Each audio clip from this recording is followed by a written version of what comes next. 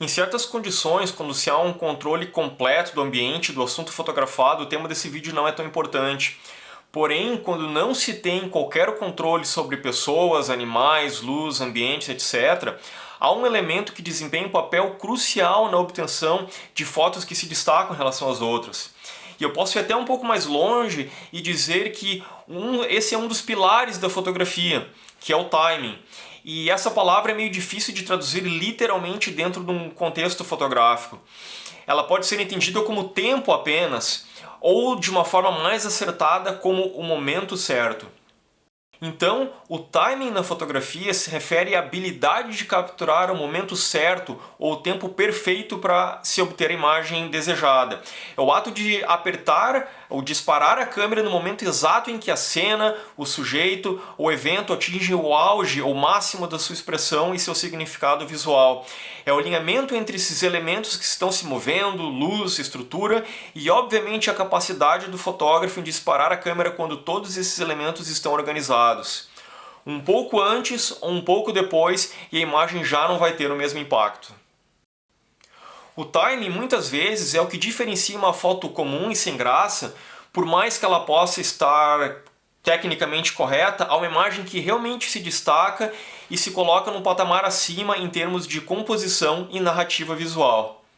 E como já dá para imaginar, o timing se aplica a diversas áreas da fotografia, como o fotojornalismo, que talvez seja a expressão máxima do timing, fotografia de rua, vida selvagem, eventos como casamentos, batizados, e até mesmo a fotografia de paisagem, o que pode parecer estranho num primeiro momento, mas que vai fazer um pouco de sentido mais à frente. Dito tudo isso, eu gosto de ver o timing não apenas como aquela fração de segundos em que algo acontece. Muitas vezes, de uma forma um pouco mais abrangente, ele é um intervalo de tempo em que algo acontece.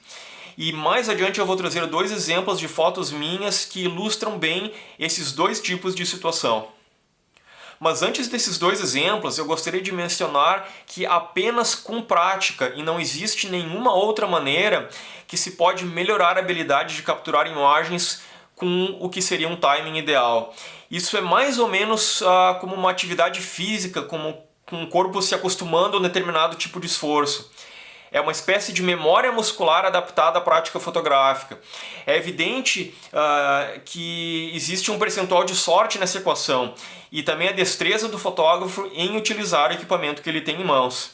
O primeiro exemplo que eu trago é de uma fotografia de rua que eu fiz em 2018. Nesse ano, eu estava me desafiando a fotografar a cidade de Toronto absolutamente todos os dias, de 1º de janeiro a 31 de dezembro, sem trapacear. Eu postava as fotos todos os dias num perfil na internet e só valiam as fotos que eu tinha tirado naquele dia. Isso foi um tremendo exercício para minha criatividade e talvez por si só já vale um vídeo inteiro a respeito sobre esse projeto, mas aí é outra história. Pois bem, essa imagem aqui é uma das minhas favoritas das 365 que eu produzi no projeto. O centro de Toronto ele tem prédios muito altos e é muito comum que em determinadas áreas a iluminação varie bastante de acordo com a época do ano. O sol literalmente não tem muito espaço para passar pelos prédios e quando passa, as ruas iluminadas são iluminadas diretamente por muito pouco tempo. Agora, por que eu considero esse exemplo como um bom exemplo para ilustrar a importância do timing? Quando eu percebi essas três mulheres caminhando, estávamos todos nós no meio da quadra anterior ao cruzamento onde elas passaram, onde eu fotografei, elas de um lado da rua e eu do outro lado, mas todos estávamos no meio da quadra. Eu me liguei que havia uma faixa de sol batendo na parte aonde se atravessa a rua e me deu aquele estalo, que aquilo poderia render algo interessante. Eu saí andando muito mais rápido do que elas para conseguir me posicionar antes que elas chegassem no ponto de atravessar a rua. E eu cheguei num ponto que eu considerei o melhor ponto que eu poderia ficar e fiquei esperando por elas. Pro meu azar, aonde eu estava, havia uns cavaletes na minha frente e eu tive que subir um pouco a câmera para cortar eles. Eu estava usando uma Prime 135mm, então eu não podia dar um zoom para frente ou para trás e eu tinha que fazer isso me afastando ou me aproximando. Eu até gostaria de ter pego um pouco mais do corpo delas para baixo, mas eu preferi deixar dessa maneira para evitar distrações na parte de baixo da imagem. E eu até gosto do espaço escuro que ficou em cima. Eu acho que ajuda a contar um pouco a história dessa imagem. Mas eu preferia ter deixado o frame um pouco mais completo. Mas no geral, essa é uma fotografia de rua bastante interessante. Então, em relação ao timing, eu consegui pegar as duas primeiras caminhando com o movimento da roupa delas, somado à sorte da última delas se virar para trás e olhar na direção oposta, o que trouxe muito mais informação visual para essa foto, fazendo com que ela fosse bem mais interessante do que se fossem apenas as três olhando para frente, atravessando a rua. Nesse caso, então, foi um alinhamento do local por onde elas passaram, o momento do dia em que o sol estava batendo ali, as três mulheres atravessando a rua, uma delas está olhando para trás. Se eu tivesse clicado um pouco antes ou um pouco depois, a imagem já teria sido bem menos significativa. E esse é o ponto da prática. Quanto mais se pratica, mais se consegue prever os movimentos e, de certa forma, prever todos esses alinhamentos que acontecem que podem resultar numa imagem interessante. Nesse caso também dá para citar o nível de familiaridade com o equipamento. Nesse caso eu estava fotografando em single shot de maneira proposital, era completamente intencional e era uma decisão consciente.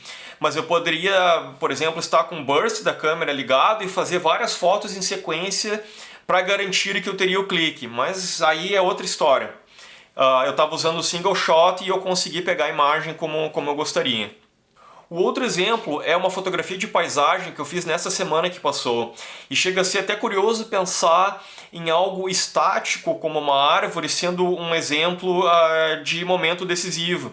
E esse é meio que um engano. E essa imagem aqui que eu vou colocar na tela, eu vou trazer o contexto por que isso é um engano. Amanheceu chovendo e eu fui teimoso em sair de casa mesmo assim. Quando eu cheguei no parque, estava chovendo, segui caminhando com chuva, até que eu olho para o lado e vejo um rasgo no céu começando a se formar, por onde logo depois começou a vazar essa luz simplesmente espetacular. Eu comecei a fotografar, acompanhando com a luz conforme ela ia mudando por conta das nuvens se mexendo, e em 2 minutos já não havia mais espaço nenhum entre as nuvens, não havia sol, não havia nada, e essa cena tinha acabado. E esse é um exemplo que reforça que o time tem muito a ver com percepção também, mesmo para fotografia de paisagem. Eu tive a sorte de estar posicionado no local adequado, onde eu tinha uma visão ampla e limpa, é verdade, mas eu também estava ligado no que estava prestes a acontecer e que aconteceu por muito pouco tempo, por menos de 2 minutos. Agora que eu dei esses 2 exemplos, eu queria deixar algumas dicas para aprimorar o seu time na fotografia. O primeiro deles é a prática, isso já está claro e não é necessário insistir, mas aqui tem um ponto. Pratique com intenção, seja mais consciente sobre as decisões que tu tomas dentro desse exercício de prática. Vai se errar muito, mas é normal, e no longo prazo esse tipo de exercício, esse tipo de treino compensa muito e ajuda a errar menos quando se tiver oportunidade. Segundo, tente antecipar o movimento o tanto quanto possível. Ele pode não acontecer exatamente como tu achas que vai acontecer, mas ele te deixará mais preparado para as variações que podem acontecer. Então, esteja sempre atento e tente antecipar os movimentos. O próximo, conheça o assunto, saiba o que você está fotografando. Quanto mais você entender o comportamento do seu assunto, mais fácil vai ser para prever os seus movimentos. Um exemplo que eu posso trazer aqui para ilustrar isso são os anos que eu fotografei futebol na beira do gramado. Quando eu comecei a fotografar os jogos do Esporte Clube Internacional, eu não tinha experiência no gramado.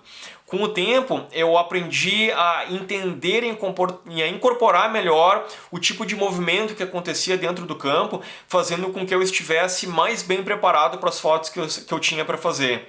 E o mesmo vale para pássaros, por exemplo. Quanto mais se conhece o comportamento de uma determinada espécie que se está fotografando, mais fácil vai ser de prever determinados movimentos e que podem render fotos interessantes. Mais uma dica: conheça o seu equipamento e tome decisões conscientes sobre como utilizá-lo.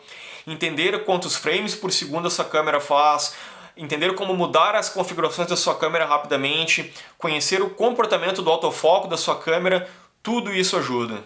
E para finalizar, mais uma vez, pratique, pratique, pratique. Nada supera a prática. Saia e fotografe regularmente. Quanto mais você praticar, mais afinará o seu timing.